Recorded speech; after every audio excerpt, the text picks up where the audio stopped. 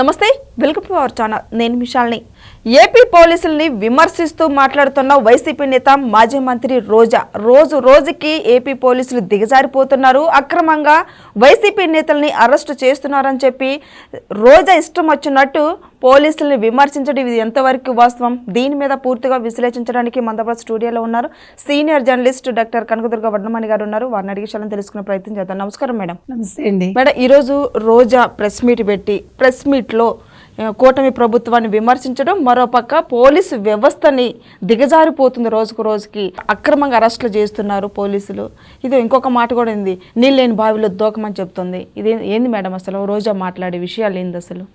అంటే వాళ్ళ హయాంలో లాగా పోలీసులు లేరు కాబట్టి ఇప్పుడు వాళ్ళ డ్యూటీ వాళ్ళు సక్రమంగా చేస్తుంటే ఇవాళ ఆవిడ బాధపడిపోతుంది. పిన్నెల్లి బ్రదర్స్ అరెస్ట్ని తట్టుకోలేక వాళ్ళుట అక్కడ రిగ్గింగ్ జరుగుతూ ఉంటే వెళ్ళి ఈవీఎం బద్దలు కొడితే అరెస్ట్ చేశారట.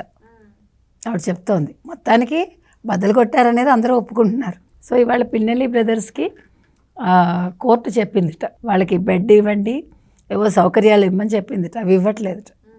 ఎవరు మాట్లాడుతున్నారు? రోజా మాట్లాడుతోంది. పోలీసులు వాళ్ళ డ్యూటీ వాళ్ళు సక్రమంగా చేస్తుంటే ఈ పోలీసులు పసుపు చొక్కాలు వేసుకుని పనిచేస్తున్నారని అంటోంది.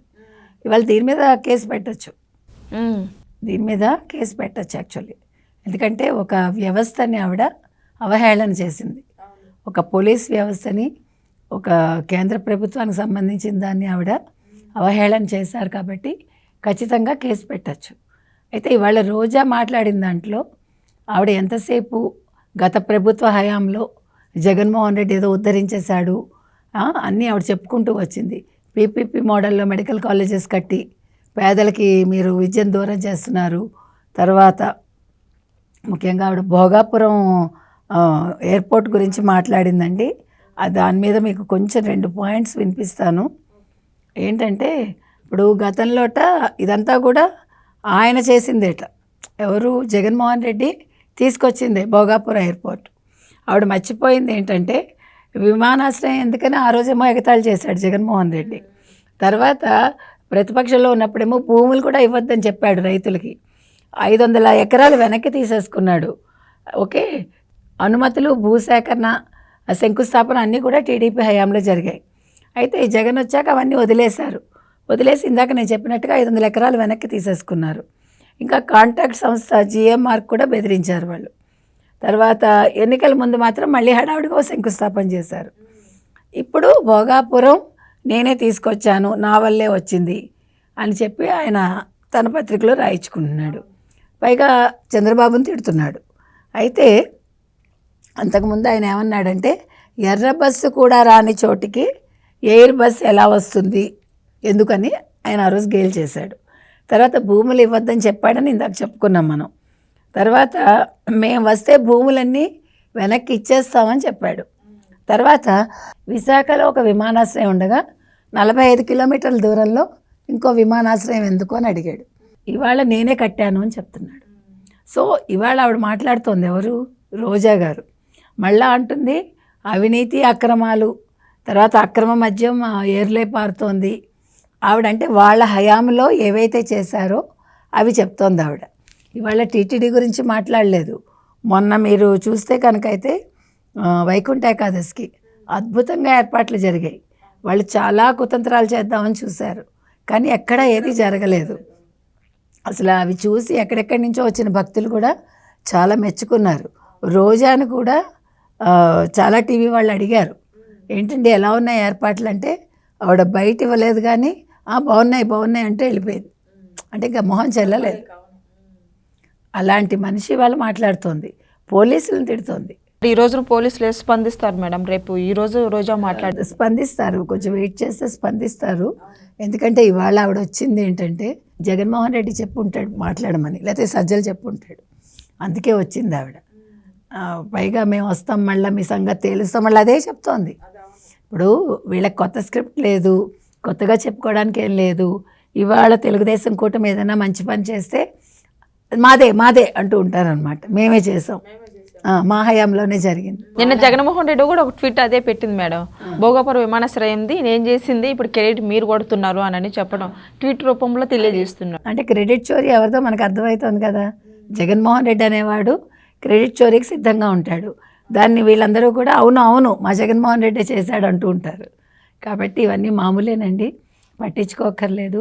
ఇవాళ భోగాపురం ఎయిర్పోర్ట్ వచ్చినా లేదు, పీపీపీ మోడల్లో మెడికల్ కాలేజెస్ కడుతున్నా లేదు, ఇవాళ తిరుమల తిరుపతి దేవస్థానంలో జరిగిన నేతి చోరీ కావచ్చు, తర్వాత పరకామణి చోరీ కావచ్చు, అదే పరకామణి స్కామ్ అనండి, ఏమన్నా కూడా పట్టు వస్త్రాలు కావచ్చు, గోవిందరాజస్వామి గోపురం మీద 50 కిలోల బంగారం మాయం కావడం కావచ్చు, ఇలా చెప్పుకుంటూ వెళ్తే అన్నింటిలో కూడా వైసీపీ చేసిన తప్పిదాలు, వాళ్ళు చేసిన స్కామ్లు, అవినీతులు అన్నీ బయటపడుతున్నాయి.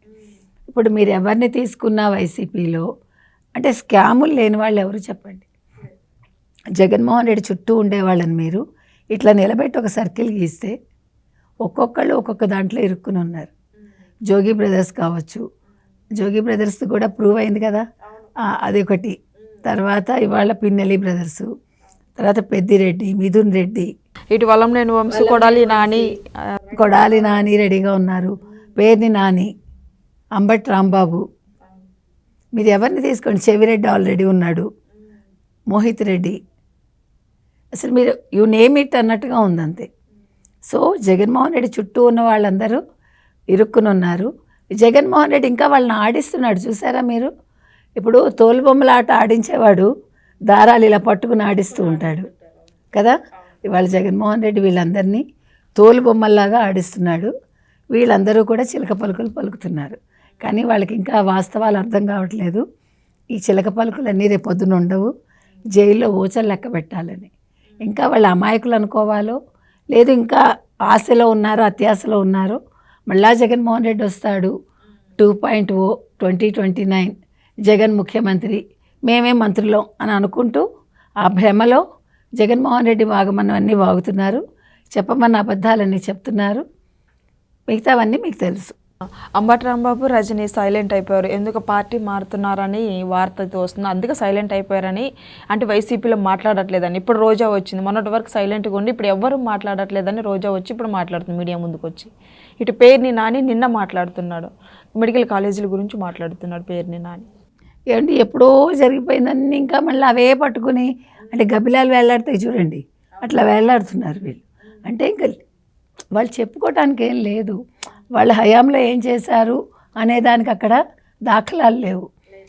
మీకు చరిత్రలో కొన్ని పుటలు పోతాయన్నమాట. అట్లాగా చెదలు పట్టిన చరిత్ర ఏదైనా ఉంది అంటే 2019-24 మధ్యకాలం అండి.